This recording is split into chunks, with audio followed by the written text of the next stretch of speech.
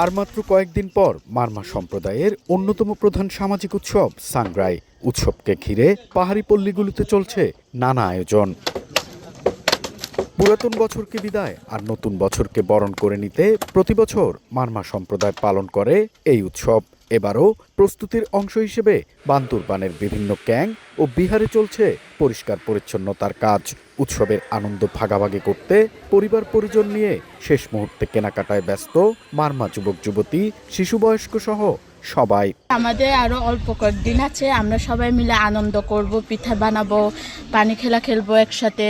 আমরা সেদিন অনেক আনন্দ করব, মজা করব, যেটা আমাদের অনেক দীর্ঘদিন ধরে আশা ছিল।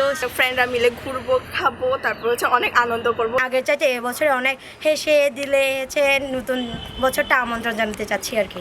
সাংগ্রাই উপলক্ষে বর্ণাঢ্য আয়োজনের কথা জানান উৎসব উদযাপন কমিটি।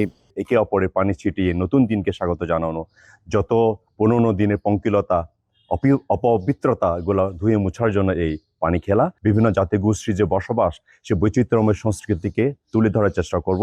উৎসবকে নিরাপদ ও নির্বিঘ্ন করতে সব ধরনের সহায়তার কথা জানিয়েছে পুলিশ। বর্ষবরণের যে সকল অনুষ্ঠান হবে, প্রত্যেকটা অনুষ্ঠানে আমরা নিরাপত্তা ব্যবস্থা প্রদান করে থাকব। সাংগ্রাইয়ের অন্যতম আকর্ষণ জলকেলি। পুরনো বছরের সব ক্লান্তি ভুলে নতুনকে বরণ করতে পানি ছিটিয়ে আনন্দে মেতে ওঠে মারমা যুবক যুবতীরা। আগামী 13 থেকে 19 এপ্রিল পার্বত্য জনপদ বান্দরবানে উদযাপিত হবে এই উৎসব।